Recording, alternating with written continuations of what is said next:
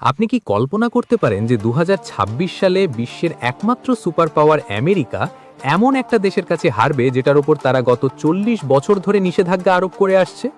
এটা আমি বলছি না, বরং প্রফেসর সাইন বলেছেন, যাদের ট্রাম্প সম্পর্কিত দুটো ভবিষ্যৎবাণী ইতিমধ্যেই সত্যি হয়েছে। এখন তৃতীয়টির অপেক্ষা, এই যুদ্ধ যা চিরতরে সবকিছু বদলে দেবে। এটা কোনো সাধারণ ষড়যন্ত্র তত্ত্ব নয়, বরং গেম থিওরির মাস্টার প্রফেসর সাইনের সেই ভয়ঙ্কর ভবিষ্যৎবাণী যা এখন দ্রুত বাস্তবে রূপ নিচ্ছে। যদি এটা সত্যি প্রমাণিত হয়, তাহলে আগামী ৬ মাসের মধ্যে আপনার ব্যাংক অ্যাকাউন্টে থাকা টাকা কাগজের নোংরা টুকরোতে পরিণত হয়ে যাবে, রয়ে যাবে, আর বিশ্বের ব্যবস্থা চিরতরে বদলে যেতে পারে। এই ভিডিওতে আমরা সেই সিক্রেট স্ক্রিপ্ট উন্মোচন করব যা মেইন স্ট্রিম মিডিয়া তোমাদের থেকে লুকিয়ে রেখেছে। আমরা দেখব কিভাবে ইরানের সস্তা ড্রোনগুলো আমেরিকার $ট্রিলিয়ন অহংকারকে মাটি করে দিচ্ছে। আর সবচেয়ে বড় কথা, ডোনাল্ড ট্রাম্প কি শুধুমাত্র জরুরি যুদ্ধ ক্ষমতা বা তার মেয়াদ বাড়ানোর জন্য গোটা বিশ্বকে এক বড় বিপর্যয়ের দিকে ঠেলে দিচ্ছে, যার পথ সরাসরি সিক্রেট সোসাইটিজ আর এন্ড টাইমসের এজেন্ডার দিকে যায়? পরের কয়েক মিনিটে তোমরা সত্যের সেই দিক, আমি অর্পণ, আপনাদের স্বাগত রহস্য কথায় জানতে পারবে। এটা আসছে এমন কিছু যা হয়তো পুরো দুনিয়া কল্পনাও করতে পারবে না। প্রফেসর সাইনের প্রথম ভবিষ্যৎবাণী ছিল ডোনাল্ড ট্রাম্প আবার নির্বাচন জিতবেন, যা পুরোপুরি সত্যি প্রমাণিত হয়েছে। দ্বিতীয় ভবিষ্যৎবাণী ছিল ট্রাম্প ক্ষমতায় আসার সঙ্গে সঙ্গে আমেরিকা আর ইরানের মধ্যে একটা ভয়ঙ্কর যুদ্ধ শুরু হবে, আর সেটাও সত্যি হয়েছে। কিন্তু তাদের তৃতীয় ভবিষ্যৎবাণী, যা সবাইকে হতবাক করে দিয়েছে, সেটা ছিল এই যুদ্ধে বিশ্বের সবচেয়ে বড় সুপার পাওয়ার অর্থাৎ আমেরিকা মারাত্মকভাবে হারবে। এবং এটা শুধু একটা ভবিষ্যৎবাণী নয়, এর পিছনে অনেক লজিক্যাল আর্গুমেন্টও আছে। আজকের ভিডিওতে আমরা এই তৃতীয় এবং সবচেয়ে বিপজ্জনক ভবিষ্যৎবাণীর পুরো পোস্টমর্টেম করব এবং বুঝতে চেষ্টা করব যে শেষ পর্যন্ত একটি মিলিটারি সুপার পাওয়ার ইরানকে কিভাবে হারাতে পারে। প্রফেসর সাইন, যিনি গেম থিওরি এবং জিওপলিটিক্যাল ইভেন্টসের বড় এক্সপার্ট, তার নতুন ইন্টারভিউতে স্পষ্ট করে দিয়েছেন যে আমেরিকা যে কোনো পরিস্থিতিতেই এই যুদ্ধ জিততে পারবে না। চলুন সরাসরি মূল কথায় আসি এবং বুঝি যে ইরান এই মুহূর্তে কোথায় দাঁড়িয়ে আছে। যদি আমরা প্রফেসরের গভীর বিশ্লেষণ দেখে নিই, তাহলে জানা যায় যে ইরান এই যুদ্ধে সে শুধু গত ১ বছর নয়, পুরো ২০ বছর ধরে প্রস্তুতি নিচ্ছিল। তাদের ইসলামিক শাসন ব্যবস্থায় এটা একটা শেষ যুদ্ধ হিসেবে দেখা হয়, যেখানে তারা আমেরিকাকে বড় শয়তান মনে করে। ইরান গত বছরের জুনে হওয়া যুদ্ধে অনেক অভিজ্ঞতা অর্জন করেছিল। তখন তারা শুধু হামলা করেনি, বরং আমেরিকা ও ইসরায়েলের শক্তি, তাদের ডিফেন্স সিস্টেমের দুর্বলতা এবং হামলার পদ্ধতিগুলো খুব গভীরভাবে বিশ্লেষণ করেছিল। তাদের কাছে ছিল পুরো ৮ মাস এই নতুন হামলার সম্পূর্ণ প্রস্তুতি নেওয়ার জন্য, এবং সেই সময়ে সে আমেরিকার সঙ্গে ডায়ালগে এসে আসলে শুধু সময় কিনছিল। সবচেয়ে বড় কথা হলো, ইরান সরাসরি লড়াই না করে তার প্রক্সিগুলোর দারুণ ব্যবহার করছে। এই প্রক্সিগুলোর মধ্যে আছে ইয়েমেনের হুথিজ, লেবাননের হিজবুল্লাহ, প্যালেস্টাইনের হামাস আর ইরাক ও সিরিয়ার বিভিন্ন শিয়া মিলিটেন্টরা। এরা সবাই মিলে আমেরিকার মানসিকতা আর তাদের লড়াই করার ধরন ভালো করে বুঝে ফেলেছে। এখন তাদের স্ট্র্যাটেজি শুধু আমেরিকান সৈন্যদের মারাই নয়, বরং তাদের মাস্টার প্ল্যান হলো পুরো আমেরিকান সাম্রাজ্য এবং গ্লোবাল অর্থনীতি ধ্বংস করে দেওয়া হোক। এই লোকেরা সরাসরি আমেরিকার সঙ্গে মুখোমুখি হওয়ার বদলে সেই দেশগুলোকেই টার্গেট করছে যেগুলো আমেরিকার অর্থনীতির আসল শক্তি, অর্থাৎ জিসিসি দেশগুলো, যেমন সৌদি আরব, ইউএই, কাতার আর বাহরেন। ইরানের এই স্ট্র্যাটেজি কতটা বিপজ্জনক আর ভালোভাবে পরিকল্পিত, এটা আপনি বুঝতে পারবেন এই কথা থেকেই যে তারা শুধু মিলিটারি বেসেই মিসাইল ফেলছে না, এই আরব দেশগুলোর গুরুত্বপূর্ণ এনার্জি অবকাঠামো আর পানির সিস্টেমকেও টার্গেট করছে। মধ্যপ্রাচ্যের এই দেশগুলোর কোনো প্রাকৃতিক পানীয় জল সম্পদ নেই। তারা সমুদ্রের নমকযুক্ত পানি ডিস্যালিনেশন প্ল্যান্টের মাধ্যমে প্রক্রিয়াজাত করে ব্যবহার করা হয়। এই দেশের ৬০% বেশি পানি এই ডিস্যালিনেশন প্ল্যান্ট থেকেই আসে।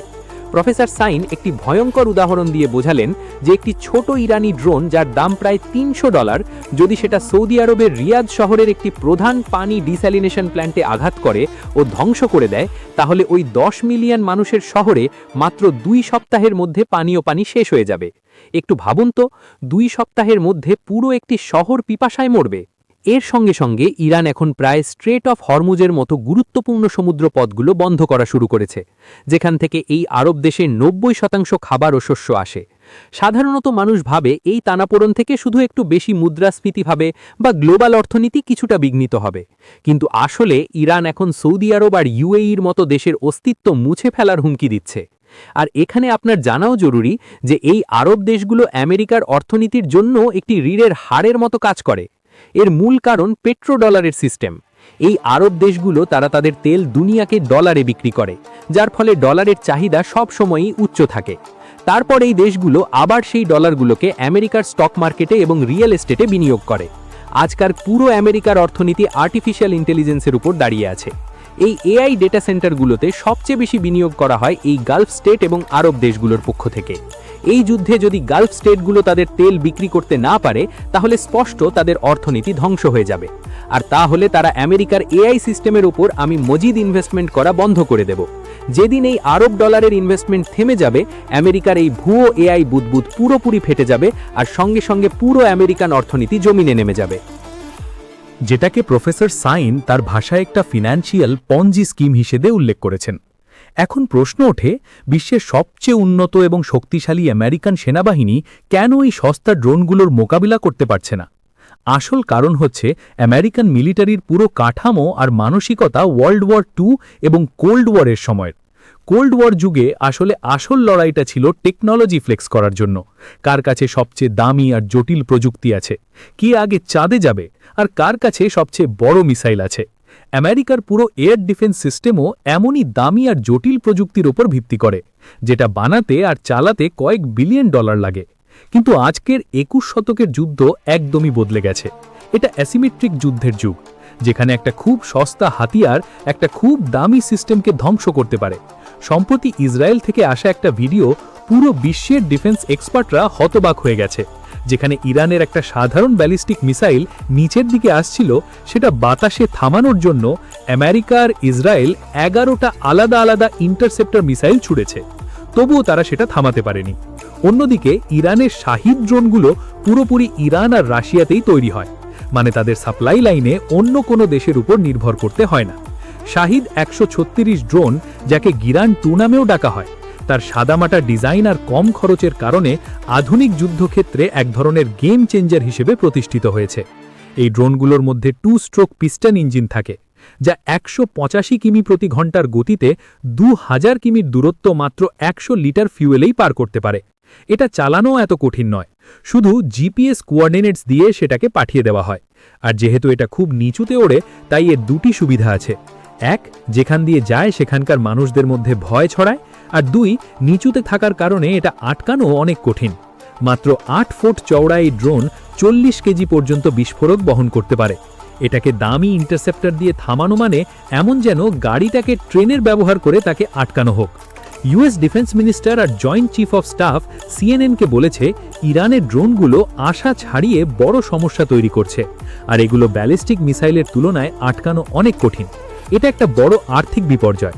একদিকে ইরানের একটা সস্তা ড্রোন বা মিসাইলের দাম কয়েক হাজার ডলার, অন্যদিকে তাকে গড়ানোর জন্য আমেরিকা যে ইন্টারসেপ্টর মিসাইল ছুড়ে দেয় তার দাম কয়েক মিলিয়ন। যখন তুমি $50,000 ড্রোন গড়ানোর জন্য মিলিয়নের মিসাইল ছুড়বে, তখন এই যুদ্ধ দীর্ঘ সময় ধরে সামলানো সম্ভব হচ্ছিল না। এখন আমেরিকার কাছে এই দামি মিসাইলগুলোর স্টক খুব দ্রুত কমে যাচ্ছে, আর তাদের এশিয়ার মিলিটারি রিজার্ভগুলোও ব্যবহার করতে হচ্ছে, যা তারা চীনের ভয়ে সংরক্ষণ করে রেখেছিল। এটা আসলে আমেরিকার সেই অহংকার ভাঙার সংকেত, যা গত 20 বছর ধরে গোটা পৃথিবীর ওপর তাদের শাসন চালাচ্ছিল। যদি এই ধারা এমনিই চলতে থাকে, তাহলে শুধু পেট্রোডলারই ধ্বংস হবে না, বরং বিশ্ব দ্রুত একটি মাল্টিপোলার দুনিয়ার দিকে এগিয়ে যাবে, যেখানে আমেরিকার প্রভাব মাটির নিচে চলে যাবে। বাকি সবকিছু বাদ দিয়ে বলি, এখন পর্যন্ত আমেরিকা আর ইসরায়েল শুধু বিমান হামলা করেই চলেছে, কিন্তু ইতিহাস সাক্ষী যে আজ পর্যন্ত কোনো দেশের কোনো সরকার কেবল বিমান হামলার মাধ্যমে বদলানো যায়নি। সরকার বদলানোর জন্য তো বাধ্যতামূলকভাবে জায়গায় সেনাবাহিনী নামাতে হয়। আমেরিকার শীর্ষ কর্মকর্তাদের এবং যুদ্ধ সচিবের বক্তব্য অনুযায়ী আমেরিকার এখনও কোনো পরিকল্পনা নেই ইরানে তাদের গ্রাউন্ড ট্রুপ পাঠানো। আগামী কয়েক মাসে আমেরিকার উপর আরব দেশগুলো আর ইসরায়েলের তরফ থেকে ব্যাপক চাপ আসবে, যে ওই যাই সেই সৈন্য পাঠিয়ে ইরানের ঝুঁকি শেষ পড়লেই মুছে ফেলবে। কারণ এই দেশগুলোর কিছু হলে আমেরিকার পেট্রোডলারও তাদের সাথে ডুবে যাবে। এখন প্রশ্ন ওঠে, আমেরিকার প্রেসিডেন্ট ডোনাল্ড ট্রাম্প এমন যুদ্ধে কেন ঝাঁপিয়ে পড়লেন, যার ব্যাপারে শীর্ষ সামরিক কমান্ড আগেই সতর্ক করে দিয়েছিল? প্রফেসর সাইন বলছেন, এই বোকামি সিদ্ধান্তের পেছনে 3টে বড় কারণ আছে, যেগুলো ট্রাম্পকে বাধ্য করেছিল। প্রথম কারণ হলো অতিরিক্ত আত্মবিশ্বাস। সম্প্রতি ট্রাম্প ভেনেজুয়েলা একটা ছোট কিন্তু সফল অপারেশন চালিয়েছেন, যেটা থেকে সে আমেরিকান মিলিটারি ক্ষমতার ব্যাপারে অতিরিক্ত আত্মবিশ্বাসী হয়ে পড়েছিল। একদম ঠিক, যেমন হিটলার ইউরোপকে সহজে জয় করার পর অহংকারে এসে সোভিয়েত ইউনিয়নের ওপর আক্রমণ করেছিল, যা শেষমেশ তার সেনাবাহিনীর ধ্বংসের কারণ হয়ে দাঁড়ায়। আরেকটা কারণ হলো রাজনৈতিক লাভ। যদিও এই যুদ্ধে আমেরিকার নিজস্ব কোনো লাভ নেই, তবুও ব্যক্তিগতভাবে ট্রাম্প রাজনৈতিক ও আর্থিক উভয় সুবিধা পাচ্ছেন। সৌদি আরব আর ইসরায়েল পরোক্ষভাবে এই যুদ্ধে লবিং করছে। মনে রাখবেন, সৌদি ট্রাম্পের জামাই জ্যারেড কুশনারের প্রাইভেট ইকুইটি ফান্ডে কোটি কোটি ডলারের বিনিয়োগ করেছে। ম্যাসিভ ইনভেস্টমেন্ট হয়েছে। অন্যদিকে ইসরায়েলের বড় ফাইন্যান্সিয়াল ব্যাকাররা যেমন মিরিয়াম অ্যাডেলসন ট্রাম্পের রাজনৈতিক ক্যারিয়ার ফান্ড করছেন।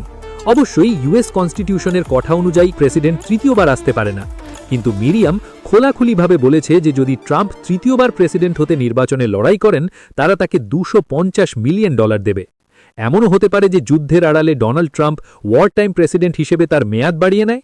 তৃতীয় কারণ হিসেবে প্রফেসর স্পষ্ট করে বলেছেন যে যদি তুমি বিশ্বের পুরনো লিকস আর অ্যাপস্টুন ফাইলস দেখো, যদি তুমি স্টাডি করো, তাহলে বুঝতে পারবে যে এই দুনিয়ার নিয়ম আসলে কিছু সিক্রেট সোসাইটিগুলো চালায়। এর মধ্যে সবচেয়ে জনপ্রিয় গ্রুপ হল ইল্লুমিনাটি, যা আরও 3 ভাগে বিভক্ত। একদিকে আছে জেজুইটরা, যারা ভ্যাটিকানকে কন্ট্রোল করে। অন্যদিকে সাবভেশিয়ান ফ্র্যাঙ্কিস্টরা আছে, যারা আধুনিক ইসরায়েলের পাওয়ার স্ট্রাকচারের উপর দখল রাখে। আর তৃতীয় দিকে আছে ফ্রিমেসন্স, যারা আমেরিকার পুরো ন্যাশনাল সিকিউরিটি আর মিলিটারি অপারেটরদের নিয়ন্ত্রণ করে। এই খুফিয়া আর শক্তিশালী গ্রুপগুলোর একটা মজবুত বিশ্বাস আছে, সেটা হলো এন্ড টাইমস, অর্থাৎ শেষ সময়ের পূর্বে একটা বিশাল যুদ্ধ হবে। আর তাদের মতে ইসরায়েলকে এতে অংশগ্রহণ করতেই হবে, যাতে তারা মাটিতে নিজেদের স্বর্গ প্রতিষ্ঠা করতে পারে। এটা একটা আগেই লেখা স্পিরিচুয়াল স্ক্রিপ্ট, যেটা তারা যে কোনো পরিস্থিতিতেই মেনে চলবে। এতে কোনো লজিক আছে কিনা তাতে তাদের কোনো দৃষ্টি নেই, আর এতে পুরো বিশ্বের অর্থনীতি ধ্বংস হয়ে গেলেও তাদের কোনো ফরক পড়ে না। তাদের মাথায় শুধু শেষ যুগের এজেন্ডা আছে। এটাই ছিল প্রফেসর সাইনের তৃতীয় পূর্বাভাস, যা আজ প্রথম দুটোর পর সত্যি হওয়ার পথে বলে মনে হচ্ছে। এই সমস্ত কথার মূল কথা শুধু এটুকুই যে আমেরিকা একটা এমন যুদ্ধ চলছে যা ভাগ্যসহ যদি জিতেও যায়, তবুও সেটা আমেরিকার জন্য বড় পরাজয় হিসেবেই ধরা হবে। যেভাবে ইরাক, লিবিয়া, সিরিয়া আর আফগানিস্তানে হয়েছে, তেমনি ইরানের ওপর আক্রমণ করাও নিজের পায়েই কুড়াল মারা মতো হবে।